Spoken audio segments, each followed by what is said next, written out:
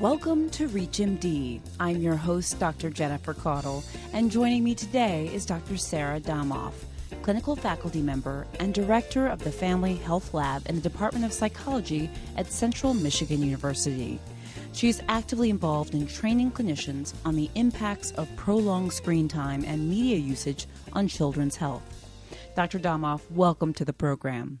Thanks for having me. So let's begin. When do you feel screen addiction in children began to become known, and how has it progressed over the last few years? So there are a lot of misconceptions when using the term addiction to apply to excessive screen media use. And so I do want to start off with some points for clarification. So some of the parents and patients that we treat may use the term colloquially or to express their concerns about too much screen use and the associated effects of use. But scientifically, the concept of addiction applied to screen media use in children has not been studied as extensively. We typically, in reviewing the literature, it seems that most of the research has been on adults and older adolescents on one particular type of screen media use, which is video game addiction or internet gaming disorder.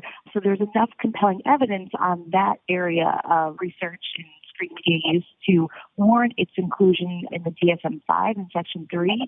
However, this is not yet diagnosable, and we have yet to uncover pathways to gaming addiction in children under age 14 years, and that's where my research comes in. So my measure, the problematic media use measure, is one of the first to use the DSM-5 symptoms to assess, and I put this in quotes, addictive-like use of screens in children under age 14. So this screener lists all media so that pediatricians and psychologists and other healthcare providers can screen for excessive use. And I have an active research program exploring how and when excessive screen media use emerges, and also have a clinic specializing in differential diagnosis of screen media addictions and treatment. So, taken together, we are just starting to really examine this topic more comprehensively and into a more in-depth manner. So a lot of what I'll be saying is research on smaller studies and some hypotheses that we're currently testing. When we think about screen or technology addictions, are all types created equally? Or are there differences in how addictions manifest between television,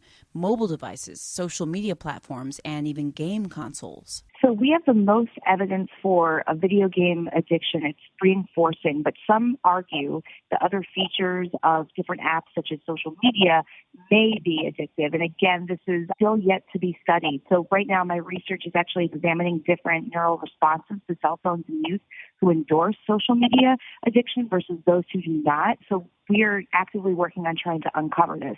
But for right now, what's most comparable is that between gaming addiction and other types of substance addictions, so non-behavioral addictions. How does screen addiction compare with drug, alcohol, or gambling addictions? Are there neural or behavioral similarities between the three of those? So specific, again, to gaming addiction, we do see similar patterns of neural responses comparable with, between that and drug addiction. And again, behavioral similarities. And this is kind of where I think kind of the key, the take-home messages for physicians working with families. It's not so much the amount of time that the child or adolescent is using their screens or gaming. It's really, it has to cause dysfunction or really interfere with their functioning in some way. So there's the other kind of parallel here. So again, naturally you'd imagine that higher amounts of screen media use would correspond to more endorsement of, symptoms of addiction. But really, I think the key point is this interfering with the child's life? Or parents saying that this is, my child isn't sleeping in order to game, or my child is not showering or not taking care of him or herself because they feel really compelled to continue gaming or other types of screen media use. And what are some of the warning signs that clinicians and parents should watch out for? And do these change based on age differences in children? So again, with gaming addiction, we're seeing patterns of neural responses that are pretty comparable to that with drug addiction. And in terms of behavioral similarities, we're seeing that as well. And again, I think the kind of key point here is that this use has to cause dysfunction in the child or adolescent's life to make it problematic or addictive. So very comparable to that of alcohol or other types of substance addictions. It can't just be how much are they using it. It has to be, is it getting in the way of the child's life? Is it interfering with an adolescent's functioning? Are they having trouble sleeping because they really want to continue gaming? Are they withdrawing from social interactions to continue gaming or using other types of screen media? So that distinction really has to be there. And I think for physicians working with families, a lot of times they want to know, well, how many hours indicates that there's a problem. And I would reword their question to be, well, what are you seeing in their screen media use that makes you think that there could be a problem with it? Are you having trouble setting limits, or are you having trouble getting them away from screens? And I'm happy to talk about some of these symptoms or signs that clinicians can look for to really indicate that there is a problem, and it may suggest that it may be more of an addiction. That's very helpful. So let's turn to clinical management now for a moment.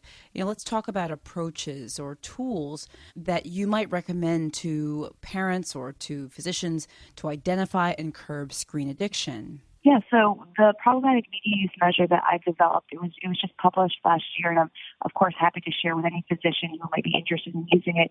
It uses, again, those 9 symptoms from the DSM-5. And so basically, these symptoms consist of how a parent perceives their child interacts with their screens. And so I'll tell you about what I would recommend doing for younger children versus adolescents. So when we have parent report, what we're asking is, does the parent feel like the child's trying to hide how much they use screens? Are they sneaking screen media or games, for example? Because it seems to be that all the child seems to think about is their gaming or, whatever screen media they're particularly interested in.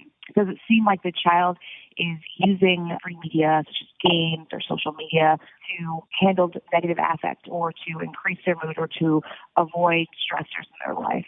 Does the amount of time a child uses screen media keep increasing? And, from what we've heard from families that are struggling with this is that it's really hard to pull their child away from the screen. So specifically, they may have temper tantrums or really show kind of explosive reactions to try to take away screen media from, a child. So those are the types of signs that indicate, okay, this could be a problem. And note how different that is from just asking, well, how many hours is your child using screens? Because, we really want to make this distinction between a problem with it versus a child being really passionate or really enjoying gaming or using screens to be creative or to develop things. It's a nuanced way to look at it, but it's really important to make that distinction. Our measure is really, it's a parent report form. So that's really for kids that are, preteens and younger. But with adolescents, these are the types of questions you can ask them. We have addictive use of phone scale, and there are media-specific disordered use of screen media tests or questionnaires that have been validated in adolescents. And so with the older kids, we definitely talk to them about these symptoms. We get their perspective on it. We try to understand, are they endorsing these symptoms? Or do they think that, this is something that I enjoy, but not interfering with my life? So we definitely want both parent and adolescent feedback on that. But there are adolescent self-reports that we would also want to administer for those older children we work with. And, the other thing is, with screen-based technologies becoming more and more a part of our everyday lives, where do you think we'll be with this issue in 5 or 10 years? Absolutely. So I'm really passionate about helping clinicians, physicians develop a toolkit that they can use in working with children and families around these topics. I think it's going to continue to be a growing issue, and it would not surprise me if we start seeing more of an influx of families coming in wanting to talk to physicians about this. So being well prepared is a great idea. And my clinic specifically treats screen-addicted youth and youth with other types of problematic media use. I recommend using one of these screeners to see are parents or adolescents endorsing that this may be a problem. You can ask about number of hours, but really to make that distinction, you really want to know how much this is interfering with their life. So specific to treating what may be called screen addiction in youth, I recommend for the younger children really working closely with the parents. Increasing parenting skills and efficacy around limiting screen time will be really important because in my clinical work, what's really challenging is just automatically taking away all screens. I've heard about instances where children may become really aggressive or have meltdowns, and it's really hard for parents to do that and stick with that high level of limiting. So what I recommend is slowly decreasing the screen media use. Now, this is, I'd say, for children, preteens, and younger.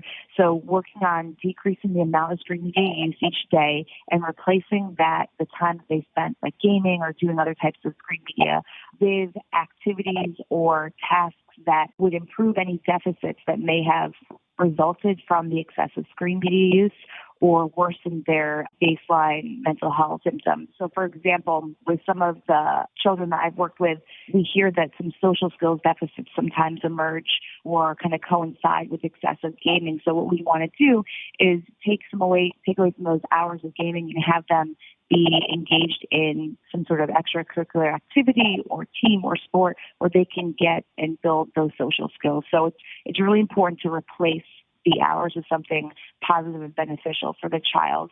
And so you can imagine this takes a lot of work, and it's a process because there's multiple steps here that the families will have to take. And a lot of the early work is helping parents with some of their patterns of thinking about screen time, because for some youth, gaming excessively is sometimes the only time that parents see their kids happy is when they're, behind a screen or gaming. And so it's also really challenging to have to take away something that the child feels so reinforced by and trying to find something else that will be rewarding to that child. So there's both like a family component and like a parent management training approach. And Dr. Domoff, this is a really interesting topic, and you've talked about a number of really interesting and very helpful aspects of this. Is there anything else you would like to add? So I definitely think that as virtual reality or VR becomes more common and in more households, I think we'll be dealing with some of that, specifically families asking us for help with, how young is too young for the child to be immersed in a virtual reality.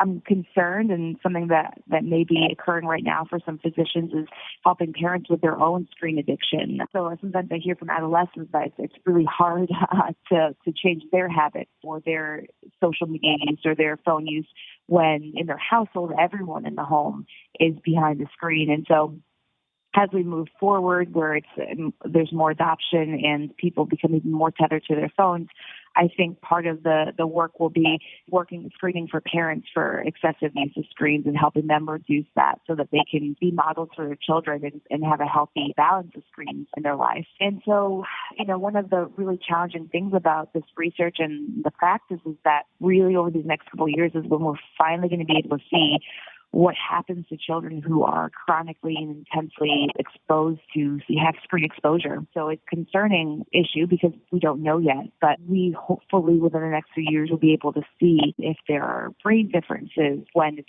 too early to start, if there's moderation of effects by type of content. And I think what's important about this topic and kind of uplifting and hopeful is that parents are concerned about their children's media use, their screen time. A recent study found that I think close to 50% of parents are concerned about their child being addicted to mobile devices. So I do think what's a positive thing is that parents want advice. They want answers. They need guidance. And so if they're coming in to talk about concerns about addiction to screens, I think physicians and other healthcare providers can use this as a window of opportunity to communicate recommendations to parents about other types or other concerns related to screen time. And that specifically being the content, what the child's seeing, as well as when the child uses a screen media. So I always, if they come in with questions about addiction, try to also, if you can, talk about, when does your child have to have his or her phone with him or her? They have screen-free zones in the home. So I think there's enough interest and concern that we can build on that and provide really important information to parents about other aspects of media use that we know can be beneficial or detrimental to children's health and well-being. And then finally, what I would hope, I'm going to end on a positive note, is that within 5 to 10 years, there'll be more financial or funding support from the government for research on this topic and policies on restrictions for children, support from philanthropists to fund scientists like myself, because we need research for public health and for the well-being of our society. We need more research on this. And as you know, the technology moves so quickly and the changes happen so rapidly that it's really important that we have an infrastructure in our society that will help fund this research and help develop clinics so that families don't have to travel so far to get the help they need when it becomes disordered use. And with that, I would like to thank my guest, Dr. Sarah Domoff, for sharing her insights on screen addiction in children. Dr. Domoff, it was great having you on the program. Oh, thanks for having me. I'm your host, Dr. Jennifer Caudle, and to access this episode and others in the series, please visit us at reachmd.com, where you can be part of the knowledge. Thank you for listening.